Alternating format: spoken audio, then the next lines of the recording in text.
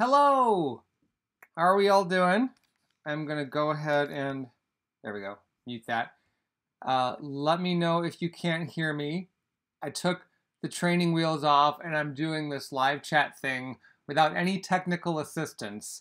So I'm seeing that we have questions coming in already. This is great. Again, let me know if you guys can hear me. Can you hear me?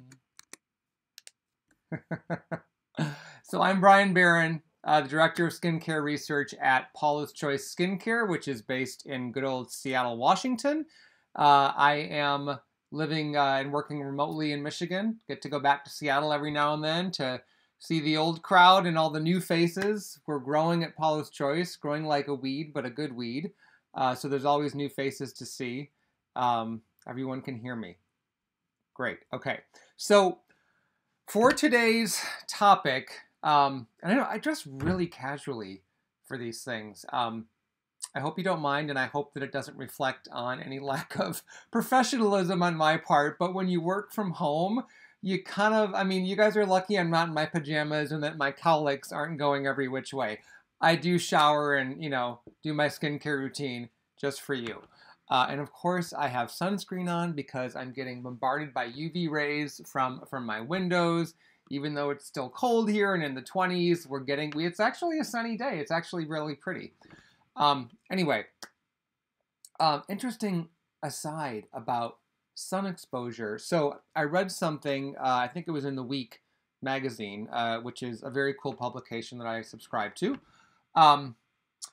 The incidence of nearsightedness in children has skyrocketed like in the last 10, 15 years.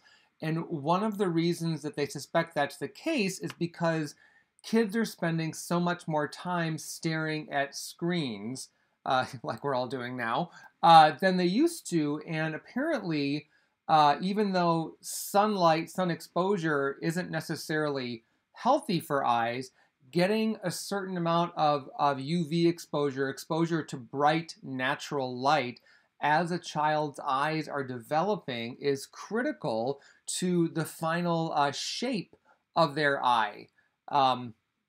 Having grown up being farsighted and having astigmatism, I know all too well what it's like to have to deal with glasses as a kid and how awkward and sometimes uncomfortable that can be, and thank goodness for LASIK, although I need reading glasses now. All right, so topic today, I'll start answering these questions that are coming in just a sec, but one of the things I wanted to ask all of you to keep in mind is I was thinking that today's questions could be a bit more in the troubleshooting vein, in terms of where are you stuck in your routine. What was something that you thought would work for you, but it hasn't worked, and you're not quite sure why? Maybe I can help you out with that. But what I would also love to hear is any success stories that we could pass on to the group here and to people who will be watching after the live broadcast of what really worked in your skincare routine, a challenge perhaps that you overcame. So noodle on that, as they say. Let's start with Kristen's question. She says, "Hi Bryan, I'm using the 1% retinol. Should I be wary of using other products such as moisturizers and serums that also contain retinol?" It's a tolerance question, or a tolerance answer, Kristen. Just as an example, when I use our 1% retinol formulas, and I pretty much just stick with the booster because I find the clinical 1% retinol treatment a little bit too rich for my skin type, which is more normal to oily. So I love our 1% retinol booster, and when I use that, I don't apply other products that contain retinol. That being said, there are a lot of people that do, and all of our other products with retinol don't contain that same amount. And that's because there's a range of retinol that can be effective for skin. And personally, I think going back and forth between those products gives you the best of both worlds. For example, I don't use our retinol booster every single night. I might use it 2 or 3 nights a week, but on those other nights, if I'm not using something that I consider more potent for my skin, I will use either our Resist Intensive Wrinkle Repair Retinol Serum, I will use the clinical, I'm trying to think of my latest product assortment, the clinical enriched skin firming moisturizer, which has the retinol, the ceramides, and 4 or 5 forms, maybe 3, maybe it's 3, of vitamin C. So many ingredients. Anyway, experiment to see what works for you. And remember my golden rule, you never want to tip the scales in favor of irritation. So if you start seeing any sort of a kickback from doubling up on retinol, pull back and use the retinol products separately. It's perfectly fine to use a moisturizer with retinol, for example, under your sunscreen during the day, or if your foundation contains sunscreen and you're applying it liberally and evenly to your entire face, that's fine too. Alex says, I would like to know whether a serum would lose its effectiveness if I mix it in the bottle of my body moisturizer. I was thinking of niacinamide specifically. That's an interesting question. So it's an unknown, Alex, because with 2 different formulas being mixed together in a larger bottle where you're going to keep them around for a while. So this is obviously different than like squeezing out a little bit of moisturizer or pumping some out and then adding a few drops of a booster or a serum per application. So when you mix those 2 formulas together, you don't know what the compatibility and the stability is going to be like long term. So for our skincare products, and for any reputable brand, you do what's called pre-market compatibility testing, meaning how is it compatible with the component it's in? Here's this formula that's in a glass bottle. How's it going to work? That's a liquid bandage type product that I love, by the way. It's called New Skin, and I get these awful, painful splits on my fingertips when the weather is cold and dry, and that is a lifesaver. So you have to have bandages on your fingers all the time, traditional bandages. So I really wouldn't recommend it, Alex. I think it's a bit tricky. You can give it a try with a smaller amount of product. Like maybe you wait until, let's say you have a big bottle of body moisturizer, maybe you wait until you've got about a quarter of it left and then put in the product you're thinking of, mix it up and see how it goes. But I don't know if I wouldn't do that with a fresh bottle and hope for the best. It's just a little bit too iffy. Angie says, hi, Brian. I got good visible results, or I get good visible results from BHA and lactic acid, which is an AHA. However, I almost always get a sensitizing reaction, sore and sometimes bumpy, a day or 2 afterwards. Should I stop exfoliating? I'm going to assume, Angie, that you are applying that concoction every day, maybe even twice a day. And so what you might want to try, my first suggestion would be to apply that concoction less often. So drop down to once daily, maybe at night, or if you're only applying it once daily now, try applying that mix every other night. If you've been exfoliating with leave-on products for a while, and unless you have really clog-prone or stubbornly skin or a lot of breakouts, you can experiment with the frequency of application. Once your skin is acclimated to that exfoliation, if you skip a night or 2, it's not the end of the world. Uh-oh. Oh, looks like we're still going. There was a little glitch, you guys. Okay. I think we're good.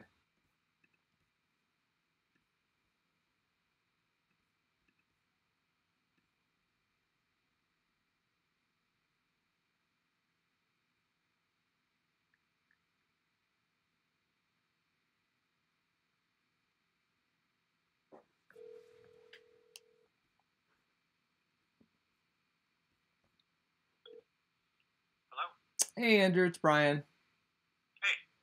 Oh, it says it's working now. Okay. We lost the primary stream for a second, and now it says it's back. Okay, yeah, I saw you on the stream, so okay. I think it's working. All right. I shall keep going. Thank you. Okay, bye. Sorry about that, you guys. Not quite sure why that happened. I'm not the most tech-minded person you will ever meet. Far from it. Yeah, I'm buffering. Hopefully the buffering will stop. Okay. Thank you, thank you. Thank you for sticking with me. All right, let me scroll back up. So yeah, Angie, try I don't think you need to stop exfoliating. I think it's a matter of you needing to exfoliate less often. You could also consider separating use of those products and not apply the AHA and BHA at the same time, which might mean putting on the AHA in the morning and the BHA at night, or vice versa. Catalina says, hi, Brian. We use and love Paula's Choice products, but other fad products, Korean Hanacure, can you give us your insight on this product?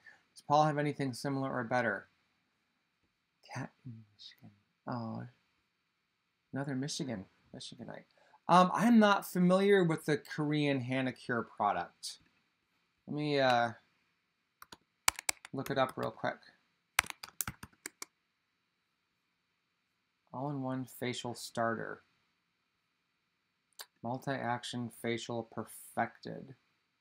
Okay, so this looks like it's some sort of a brush-on peel, is what I'm thinking. Let's do this. I'll take a look at this after the broadcast since I'm not familiar with it right now, and I'll put in my comments in the comment section on this on the page on our YouTube channel, so you can check back and see. Okay, everyone can hear me. Robert says, hello. If I'm acne prone, can I still use the new ceramide moisturizer? I would give it a try. Reason I am suggesting that is not only because I think the vitamin C can be wonderful for brightening and helping to fade the look of the post-breakout marks, especially the strength we're using in that product. I think you're going to get some benefit from the retinol, and I also think, surprise, you're going to get some benefit from the ceramides in the formula. There's some interesting research and theories about the fact that some people may deal with acne at a more frequent rate or get acne altogether because the ratio of the fatty acids in our skin that contribute to the biological makeup of our skin's oil, for some people they're out of whack. One type predominates, and that can cause some sensitization in skin that sets the stage for acne. So the theory is when you give your skin back more of those ingredients where it can rebuild and redistribute, rebalance its fatty acid profile, that you will see fewer breakouts. It's just, from what I've seen, it's just theory. Does not mean that you abandon your tried and true acne fighting products. Ceramides are not taking the place of salicylic acid or benzoyl peroxide, but I think that especially if you're acne prone, but also your underlying skin type is more normal to slightly oily or normal to dry, I think you should give it a try and see what happens. Nikki says, I'm listening and watching you all at work. Hopefully I don't get caught. Me too. Or rather, is it recommended? Yeah, Robert, I think I covered that. Chime in if I did not. Daniel says, how often do you recommend using the 4% BHA serum for breakouts with sensitive skin? What's the most often? I love that product, and I try to work that into my routine once a week, maybe twice. Given the soothing ingredients that we paired with the 4% salicylic acid, which in and of itself has natural calming properties for skin, I think unless you have this type of sensitive skin that is so sensitive it sometimes reacts even to water, I think you can get away with using this advanced treatment at least 2 or 3 times per week, and then you can move up to more if need be. Another thing you can try is only apply it to your breakout prone areas versus your entire face and see if that makes a difference. Nikki, you're so funny. Wear sweatpants if you want to, we don't care. I don't even need to wear pants. You guys don't see me from the chest down, although I am wearing pants. My friend Kristen had a funny story about that. She was on a conference call and she works from home, and she literally, she had underwear on, but no pants, and she forgot that she was on video, and she got up at one point during the meeting to go grab a file out of her file cabinet, so she's got her blouse on and a little nice blazer over that, so from the waist up she looks very professional, hair's done, makeup's done, and then she's traipsing across her room, and lo and behold, she's in her underwear. So she and her coworkers had a good laugh about that. I will not do that to you, I promise. Okay, Christina says, yeah, same as Robert, acne prone versus using the new ceramide cream. Yeah, you guys, give it a try, especially if you're using a leave-on exfoliant underneath that. I think that would be great. And if for some reason the moisturizer doesn't work out for you, or if you just don't like the texture or whatever, you know, we have our 60-day return policy that I encourage you to use.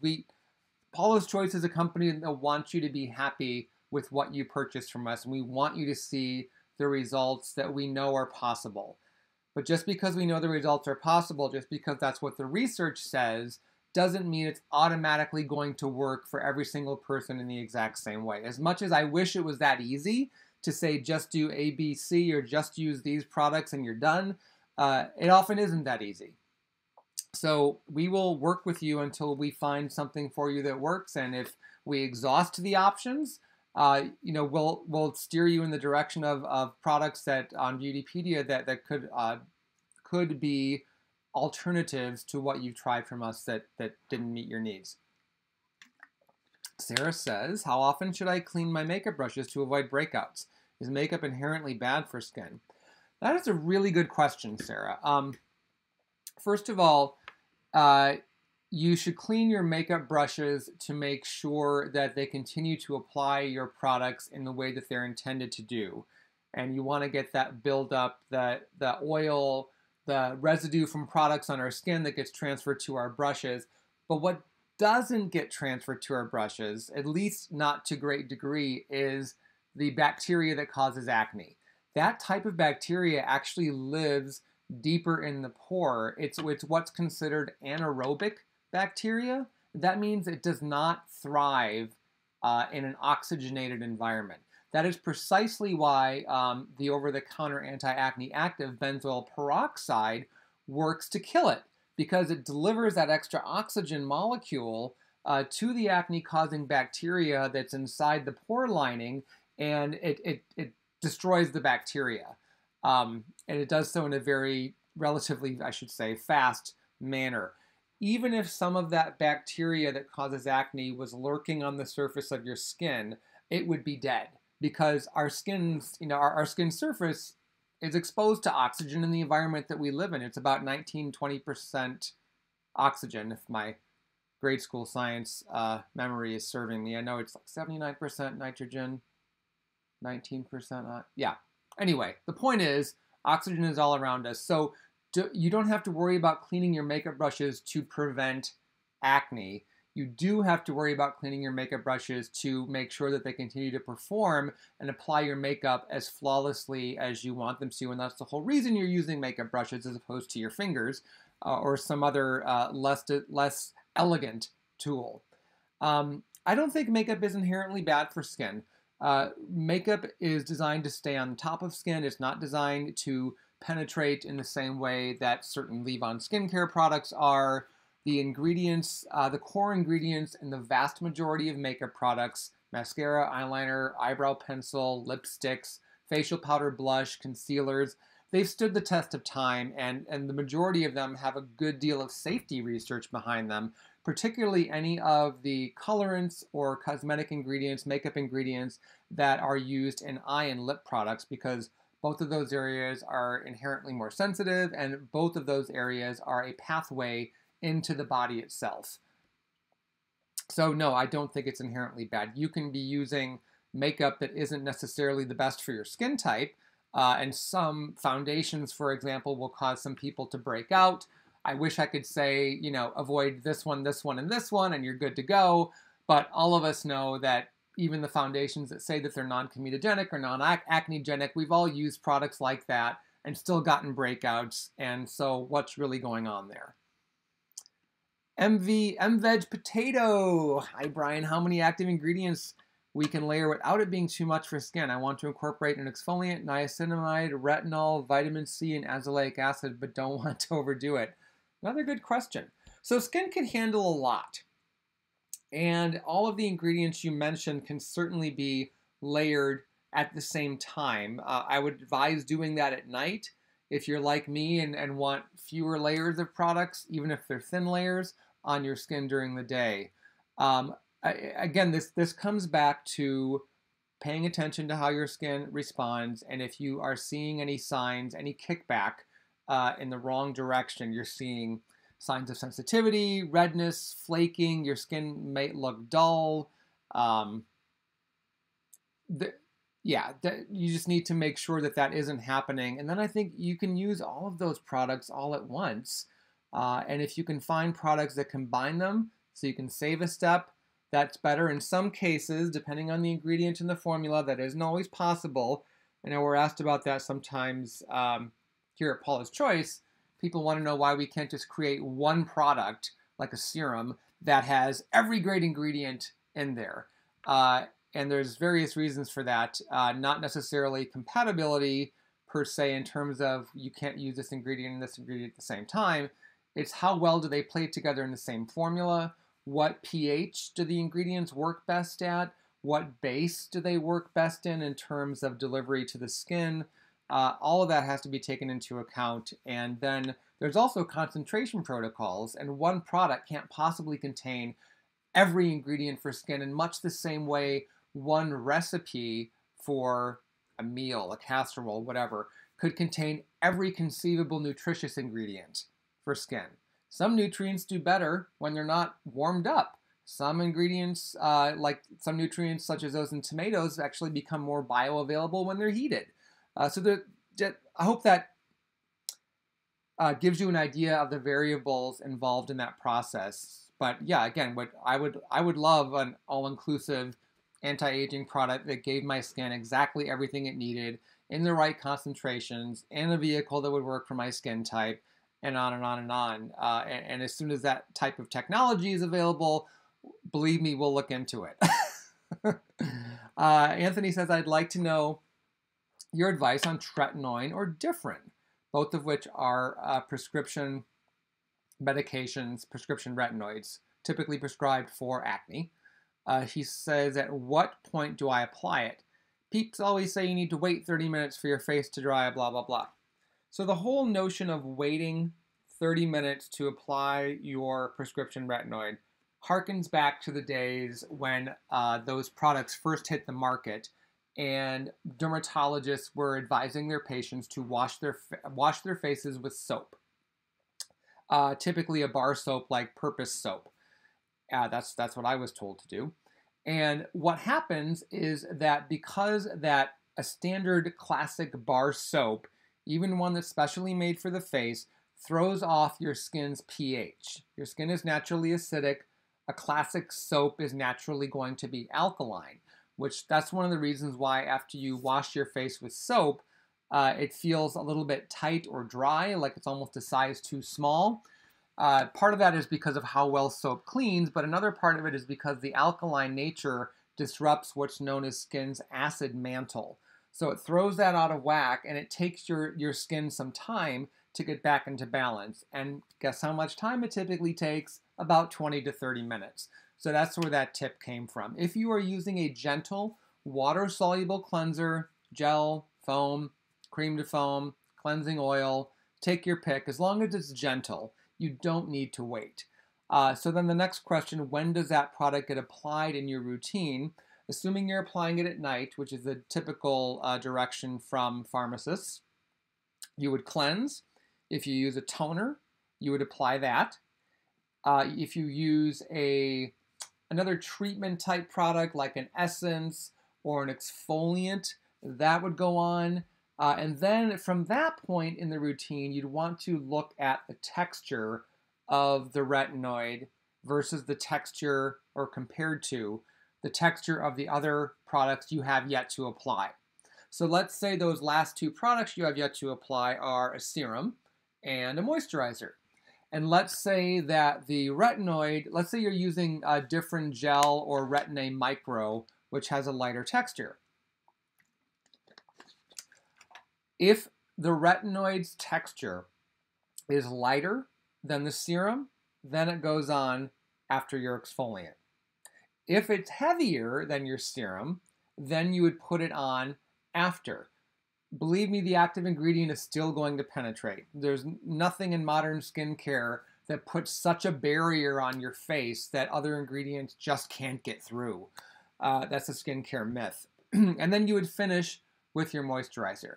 If your prescription retinoid product is of the creamy variety, and it's even creamier than the facial moisturizer you use, you actually may be able, if you're using a well-formulated serum and other treatment products that are giving your skin those antioxidants, restoring ingredients, replenishing ingredients, you could probably get away with having the tretinoin cream be your last step. And you could forego the moisturizer, maybe dab on some eye cream if you like using an eye cream, but that's how I would lay it out. Jacqueline says, a couple of weeks ago you recommended that I mix the BHA lotion with the oil booster for my dry acne prone skin. Thank you for the tip. I've been loving doing that. Yay! That's awesome. I've been mixing our oil booster with my body lotion. At this time of year when it's colder, drier air, low humidity, I need moisture from the neck down. Normally I don't. And so I need more moisture than what my typical body lotion provides. So I've been doing a couple pumps of that and then adding in the Resist Moisture Renewal Oil Booster, about 5 or 6 drops per arm, and then about 7 to 8 drops for my legs, the lower legs, which get really dry. Not like eczema dry, but definitely dry, and it's been working great. Anthony says, your skin perfecting 2% BHA liquid has done wonders for my skin. Everyone should use it. If you look at how quickly we sell that product, Anthony, I think just about everyone is. It is our worldwide #1 best-selling product. It is Paula's Desert Island skincare product right behind sunscreen. So yes, I'm thrilled it's working for you. And we have several other BHA exfoliants that our customers can consider, different ingredient structures, different textures. I know some of you have tried the BHA liquid. It definitely takes some getting used to in terms of how it feels on skin. So rather unique texture, but that very texture is part of the magic of what makes it work so well. So we're not changing it. Maria says, hi Brian, one of my professors is researching liposomes, which is a delivery system, and I'm thinking of interning with her next. Do you think it's still an interesting field to study, or is it already outdated as a delivery method? You know, it depends. I'd want to do a bit of a deeper dive, Maria, into what specifically what this professor is looking at with liposomes.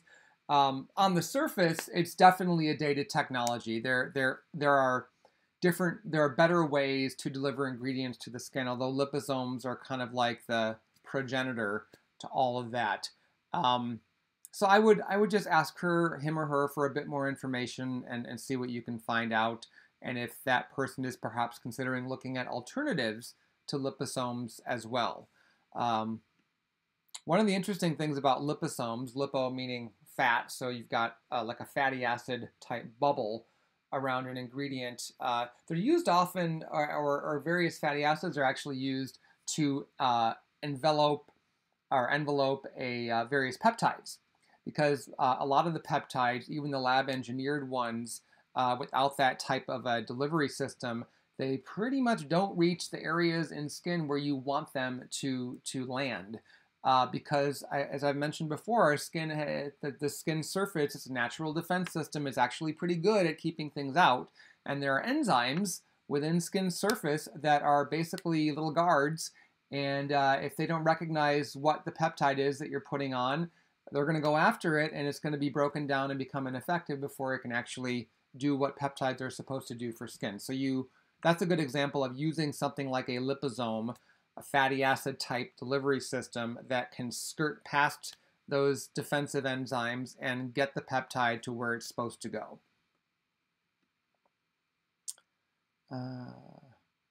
Sarah says, thanks for the swimming tip 2 weeks ago. So helpful. Good. Siubanu, my apologies if I did not pronounce your name right. Hello, what's your best tip for uneven skin, razor bumps? I'm using retinol, BHA, vitamin C. For an uneven skin tone, obviously, make sure you're using sunscreen every single day. Most cases of uneven skin tone begin with some amount of sun damage, even if you're seeing that at a younger age. What's today's uneven skin tone is going to turn into tomorrow's dark spot or melasma type patchiness. So don't want to go down that road because that type of situation is much harder to remedy. It looks like what you're doing, if you're using the right kinds of products, such as those from Paula's Choice, I think that's pretty much it. You might want to look at adding the niacinamide booster to your routine. I think that could help, and it's water light, so it's not going to make those razor bumps worse. Regarding razor bumps, make sure that you are changing your razor blade fairly often, like maybe every 3 or 4 shaves, particularly if you have a coarser beard or if your hair is naturally curly and your whiskers are as well. Just one of those things you got to adapt to when you have more of a thicker, coarse beard. Also make sure that you are using a good shaving cream or gel and applying enough of it, and that you're not that as much as possible, you're not shaving against the grain or taking too many passes with the razor, because all of that can set the stage for razor bumps. Ideally, downward strokes on the face, and then when you get to the whiskers on the neck, you're going to want to do more upward strokes, but always use gentle pressure as well. And I think if you follow those tips, you'll start seeing an improvement. Add that niacinamide product to your routine. You can put that on at night or during the day right after shaving if you want to. You could use it twice a day. Leonie asks, do you know if Differin works for fine lines, or should I also add a retinol? Differin, as one of the newer classes of retinoids, is more well studied for acne, but due to its retinoid-like ability, it should have anti-aging, anti-wrinkle benefits too. So I would try it. If your doctor prescribed Differin in a gel base, I believe it's still made as prescription strength in a cream base, which I think would be the better choice to put around your eyes. But you could also do the gel around your eyes and then follow up with a really rich eye cream like our Resist Anti-Aging Eye Cream, which is almost like a little balm type eye mask that you dab on and you'll still feel it the next morning. I don't know about you guys, but I love that. Have I checked out Patrick Bateman's routine yet? Not in detail, but I did find out what you were all referring to for Patrick Bateman and that movie. So I think he wore cucumbers, and that Christian Bale, my gosh, was he fit in that movie. I certainly remember that part. Never really cared for him as much as Batman, but I do think he's a phenomenal actor. He definitely seems like an actor that really dives into his roles. He had that one role where he lost just a stupid amount of weight and just got down to a emaciated look.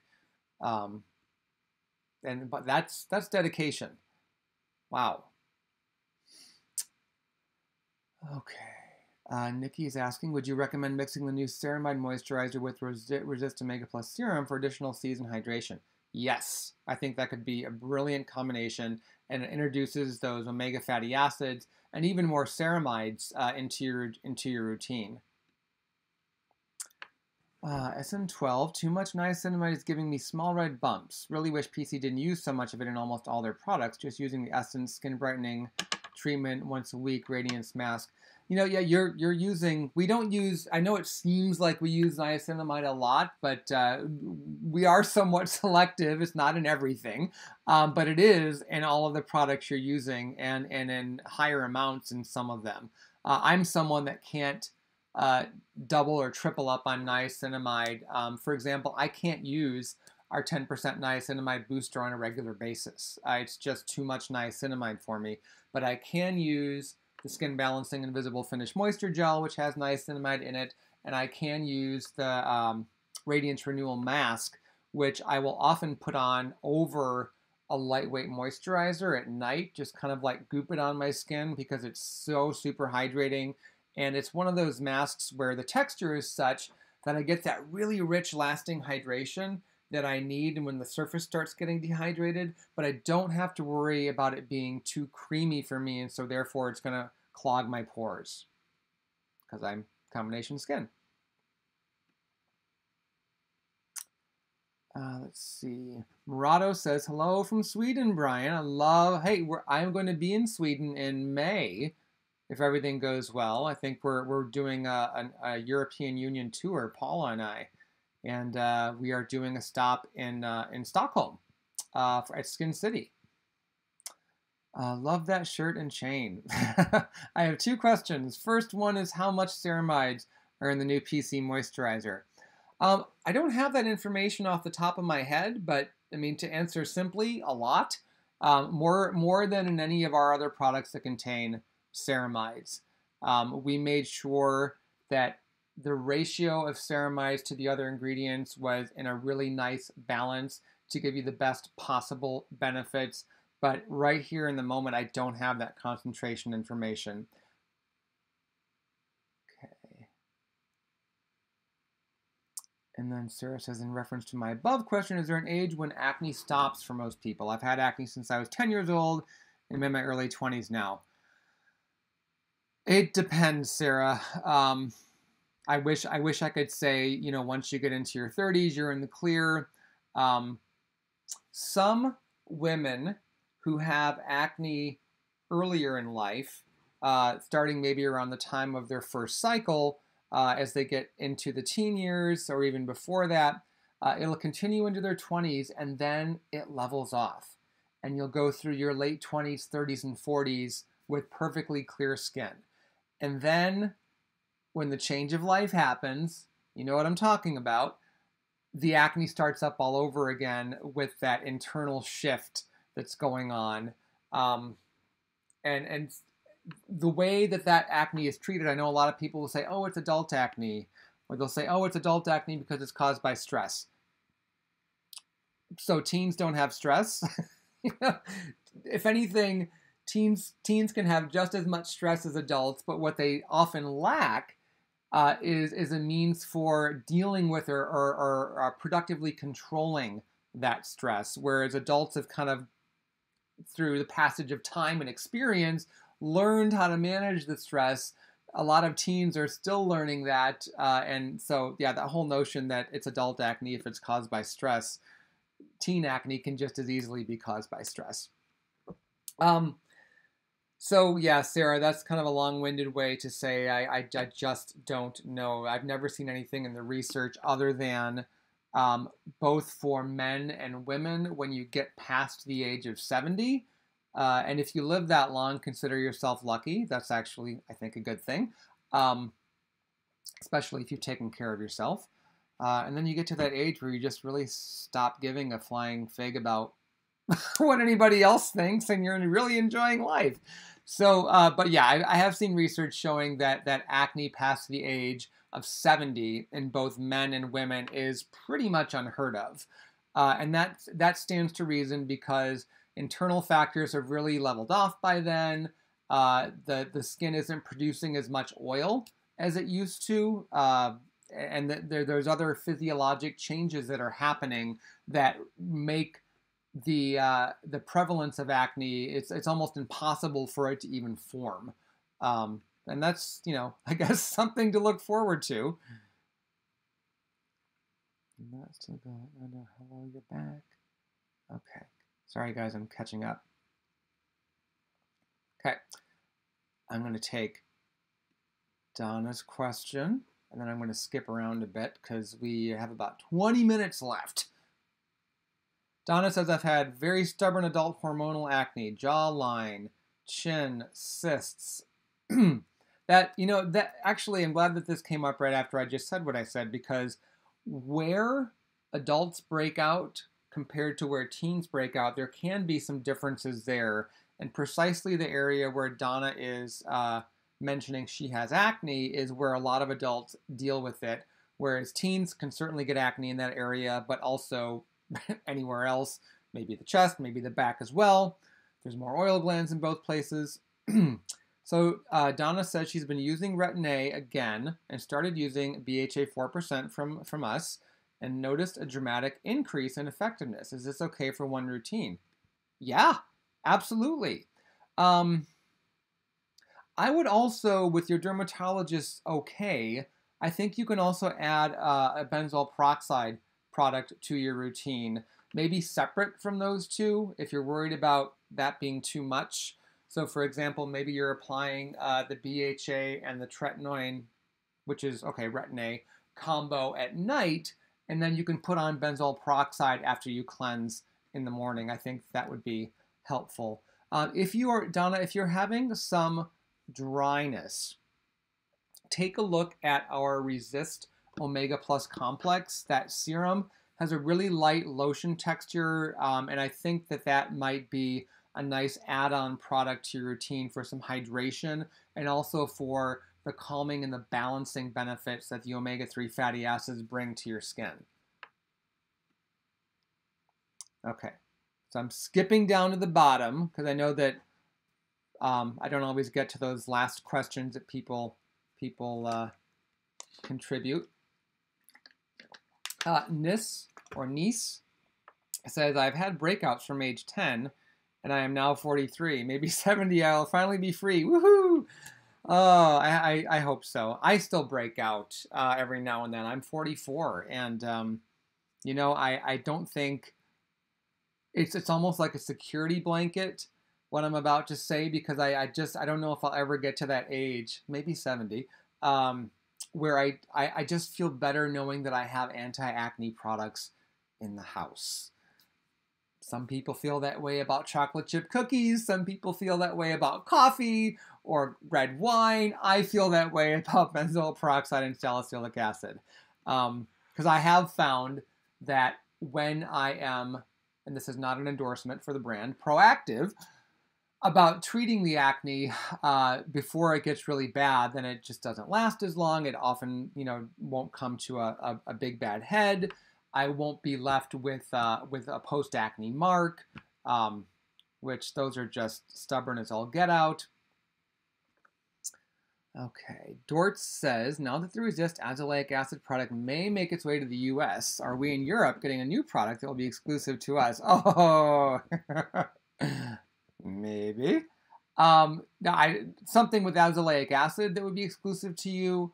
That is not in the works. It's not to say that it couldn't be, but yeah, I think we created that product, the skin transforming treatment, for the European Union market because of some of the ingredient restrictions EU regulations have. For example, benzoyl peroxide you have to get from a pharmacy. You can't get it over the counter. Last I knew. You can't get it over the counter in Europe the way you can in the States and Canada and Australia.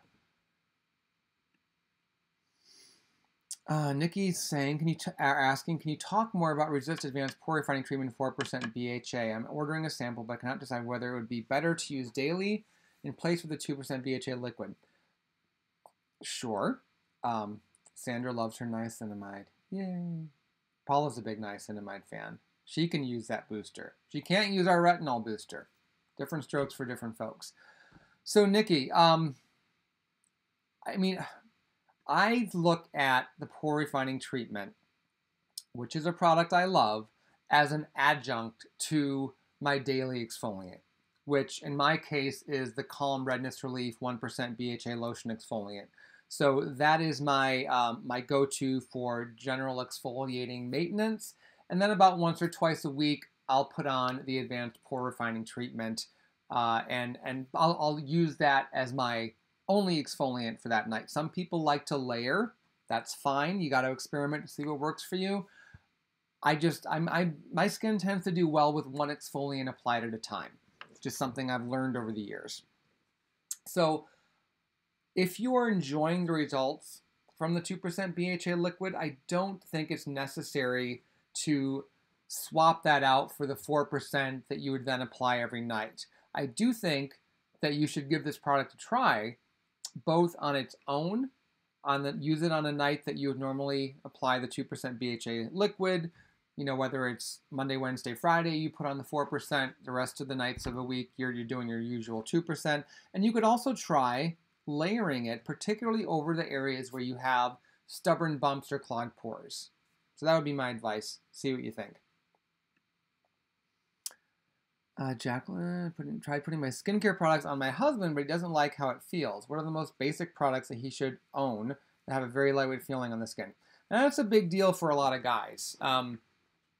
A lot of men shy away from skincare even today, not because they look at it as being too feminine, and why men were ever threatened by that in the first place is a whole other discussion. I don't think there's anything about being feminine or the feminine mystique that is at all weak or inferior. I think that's just BS. But don't get me started. Anyway, a lot of guys don't like the feeling of products, and so they shy away from skincare because everything feels too thick or occlusive or heavy. So the core basics, we kept that whole mentality in mind when we were looking at putting together our PC for Men collection. So the face wash is a gentle gel. It won't leave the skin dry and tight. It rinses very cleanly. There's no residue left behind. The skin will just feel clean and fresh. Cleanser is fundamental. I promise he'll comment on getting a better, closer shave if he shaves cleansed skin. Guys, unless they are growing a beard, even then they're still going to need to do some trimming and maintenance. But shaving is a part of a man's daily routine, so you're going to want to use a gentle shaving cream or gel. We have a shave cream in the PC for Men line. We don't offer other formats, but if he prefers like a foamy gel, I would look to the fragrance-free options from Aveeno and from Everyman Jack. Those are two that just off the top of my head. Trying to think if there's another lip and body treatment balm. Don't leave home without it. Trying to think if there's another fragrance-free shaving gel. I'm sure there are. Alba Botanica might make one if you want something that's a little bit creamier. But I'm mentioning the whole fragrance-free thing because so many shaving creams and gels for guys are just way fragrant and very strong sensitizer for men's skin. After the shaving, I think the one product he would need that I recommend to everybody is a good broad spectrum sunscreen that can provide some light hydration. And there are some lighter products out there, more so than ever before. I think that the Aramis Lab series has some good ones. You could check out the Jack Black line. PC for Men, of course, we have a sunscreen in that collection. It's called Protect. It's got SPF 30. It's a very sort of fluid formula with a nice, smooth, non-greasy finish. So those would be my core products. If he wants to put something on at night, particularly something that is more treatment-oriented or something that can help with signs of aging, uneven skin tone, as well as various bumps, I think our PC for Men Soothe and Smooth, which is a liquid that he can put on with fingers or a cotton pad, just literally splash on and kind of rub in. Super, super light as water, penetrates easily. He won't wake up with a residue. I think that would be the add-on product where you're like, okay, he's doing this much. Let's see if I can get him to do that too. Tiffany asks, could you talk about benzoyl peroxide, different ingredients, interactions, or precautions, and if it's better than salicylic acid? So, yes, I can. Benzoyl peroxide is one of the oldest and most well-researched anti-acne topical ingredients. It's available over the counter in the States at various concentrations, up to 10%. I think most people with acne will do best with a 2.5 to 5% concentration. There's research showing that once you get much past 5% concentration in a leave-on product, that the scale gets tipped in favor of side effects like dry, flaky skin that nobody wants. And yet, it really isn't that much more effective. It's not like going from an SPF 10 to an SPF 50. There's marginal differences, but it does end up being more sensitizing when you get up to 10%. So comparing benzoyl peroxide and salicylic acid, they work in very different ways. benzoyl peroxide works by killing or disabling the bacteria that plays a role in acne. It doesn't have any what's called keratolytic or exfoliating action on the skin. That's where salicylic acid comes in. And that difference in terms of what benzoyl peroxide doesn't do, that salicylic acid does do, is why, for example, benzoyl peroxide does not work on blackheads. Sorry about my dogs. Oh, UPS. Yeah. Probably delivering Paula's Choice products. They are complementary. You would put on the salicylic acid product first, followed by the benzoyl peroxide product. In terms of interactions with benzoyl peroxide, years ago, the earlier formulations of prescription retinoids, you weren't supposed to apply at the same time because benzoyl peroxide could render the active ingredient ineffective. With the newer formulations of prescription retinoids, that's much less of a concern if it's even brought up at all. If you are worried about that interaction but want to apply a retinoid and benzoyl peroxide at the same time, look to Differin. Differin it's been known since the late 1990s that Differin, the active ingredient being adapalene, that is not deactivated by benzoyl peroxide. Otherwise, the only caution would be if you are using, if your skincare routine includes an antioxidant-rich product, like one of our antioxidant serums, and you're using benzoyl peroxide as well, I would wait 2 or 3 minutes maybe for the benzoyl peroxide to get in there and do its thing before applying the antioxidants, because the antioxidants are going to weaken. Benzoyl peroxide, as I mentioned earlier in the show, it's an oxidizing ingredient. That's how it works against the acne.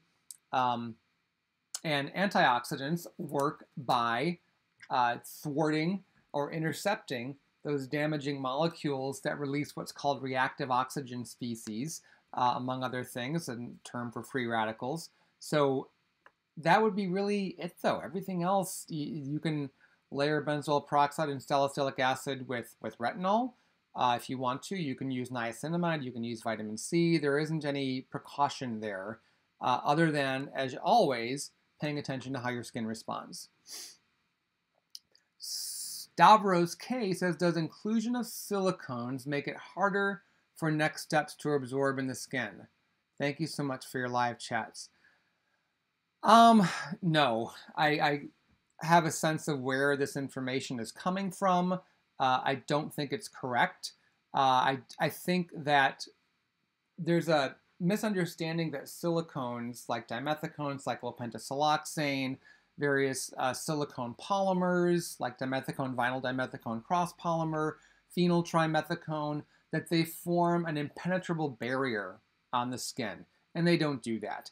One of the reasons that silicones as a class of ingredients replaced some of the emollients like mineral oil and petrolatum is because those two ingredients are more occlusive and feel more heavy on skin. They don't suffocate skin.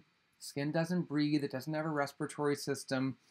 Silicones actually have they form a permeable barrier on skin. Now, depending on the formula and the amount of and the type of silicones in there, I suppose you could argue that that silicones could slow the penetration of certain ingredients, particularly those that are more water soluble, because silicones are water insoluble. But if the products are well formulated and they contain the right emulsifiers and other penetration enhancing ingredients, it isn't something that you need to worry about. I freely use products that contain silicones. I'm not specifically looking for them, but several of the products in my routine contain them, and I know that they're not impacting the effectiveness of the other products that I use because, for example, specific to my routine, I use the Resist Advanced Replenishing Toner twice a day without fail. Love that product. That has 1 or 2 at least silicones in there. And I leave that on my skin. I'm not rinsing it off. And then I immediately follow with a leave-on exfoliant. Now, if the silicones in the toner were stopping those ingredients from getting to my skin, I wouldn't be seeing benefit from the exfoliant. And if the silicones were stopping the retinol, and like the retinol booster that I apply later on in my routine, that's in a water base. I mean, I don't get it. And I haven't seen any scientific research showing that that is the case. There also isn't any scientific research showing that silicones cause or trigger acne or clogged pores. I know that happens for some people. It's an individual response. And if you have determined that silicones are a problem for your skin for whatever reason, even if you just have a philosophical reason that you just don't want to use silicones, then great. There are a lot of alternatives to silicones and within our line and with several other within other lines. So it's totally fine to experiment. That's a great example of why there are so many different types of products and formulas out there. Valeria, interesting spelling, and I'm sorry, I'm probably pronouncing that wrong. But your question. Why do so many people have white skin above the upper lip and big red circles around their nose? Is there any specific reason for it? And if yes, what skincare ingredients can address that? The white skin above the upper lip. Like whiter, like you're seeing a stripe, I guess, or there's like a line of demarcation. Not familiar with that, other than for some people, that this is just me kind of thinking this through, because our lips technically aren't skin. They're a mucous membrane, but they're covered with a very, very thin layer of skin. And the area around the lip, between the lip and the surrounding skin, is called the vermilion border. What I'm thinking is occurring that is causing that is because unless you have a darker skin tone, and even then it can be a little, this isn't necessarily definitive, lips don't contain skin pigment, which is known as melanin. So what I'm wondering is if in the people that have that white line above the upper lip, and obviously I think we're talking about people who have lighter skin tones, like me, if, because that's right next to the lip, if that's almost like a little extension of the lip, but then the vermilion border starts below it, and so that little strip of skin doesn't have much, if any, pigment. Therefore, it's always going to look lighter than the surrounding skin. It won't tan, just won't turn color. It probably won't respond, well, it probably would respond to self-tanner, but differently than the surrounding skin. So that's my theory there. I'm again, at best, that's an educated guess. The big red circles around the nose, that could be for any number of reasons. Either where you're touching your face in that area too often. A lot of us aren't aware of just how many times, in a given hour we touch our face. I'm sure I do it much more than I'm aware. I can just watch this video back and count.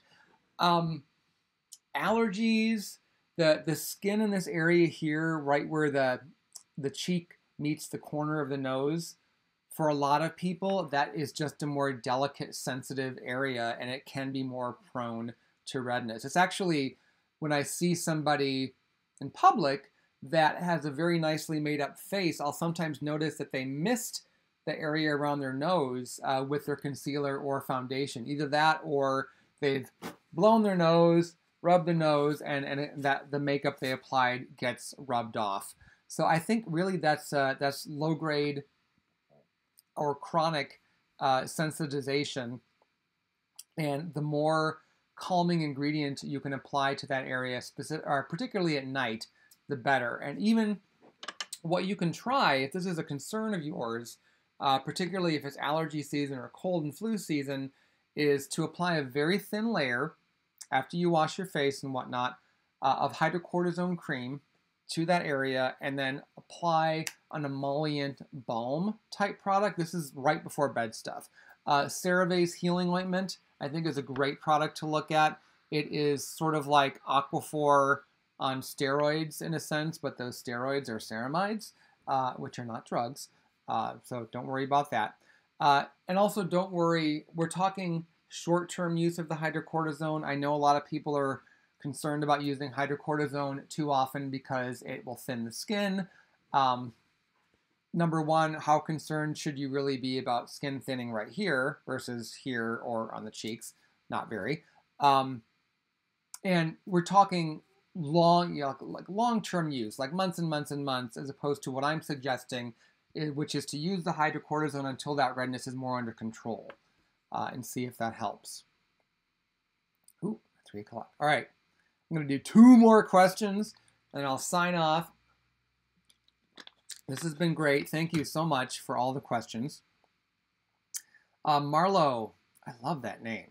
That was going to be the name of our kid if the baby was a girl. We actually, well, fun fact about me, we didn't know the gender before the baby was born. So we just knew that we agreed on more boy names than we did girl names. But Marlo was one of the girl names that both my husband and I were like, yep, that could work. Marlo says the new ceramide firming moisturizer is absolutely fantastic. Clinical is now tied with Resist. This is my favorite collection. Cool. Clinical is going to keep growing. I think you'll see more products in that as we're trying to specialize a bit more in making sure that you have products that will really meet all of your needs as you grow older with us. Okay. Sharnay Smith says, hi, Brian. How do I know if my vitamin C booster oxidized? Mine is currently light yellow. Can I continue using it or did it oxidize? I use mine every morning and the bottle is half full. So, the light yellow coloration is a sign that that oxidation has started to happen. However, don't throw it out. Don't panic. Don't yell at us. We have done stability testing long term, and even with that color change, which in the lab they refer to as straw color, so it goes from clear, which is how it starts, to straw. The vitamin C, the activity and the strength of it remains. So it doesn't look quite the same, and that is an early sign that that process is starting to happen, but it is still effective. Where you have to be concerned is when it starts going from that straw color to more of a gold color, and then from there it kind of segues into what I call like a copper or a rust color. When and if it gets to that point, and I use the C15 routinely. I go through bottles of it. I've never seen this happen with my bottle, and I don't think we've gotten. I can double check with our client services team, but I don't think we've gotten complaints about this from customers, at least not to a great degree. When it gets to that point, you're done. And if there's a little bit or some still left in the bottle, I wish, I use it up faster. Or this is another option. Switch to our 25% vitamin C product, which is a non-aqueous cream type formula. It's a silicone base, and that tends to last quite a bit longer than the liquid because of some just the nature of that formula. And that is true for any vitamin C formula of that ilk. So I don't want you to misunderstand and think that there was something that we didn't do or didn't do well enough. This is a very tightly formulated product, but it does need to be used up. We generally advise within 3 months of opening.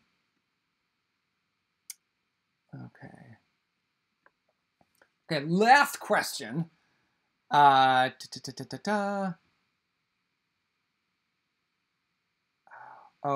okay, Pal. The Resist Superlight Daily Defense SPF 30. Give that one a go. Okay, this really is the last question. How can I tell if skin dullness is a result of too little product, i.e. more product could make it better, or too much, i.e. I'm using too much product and sensitizing skin? How can you tell? And skin is dull. Dullness. So here's the thing.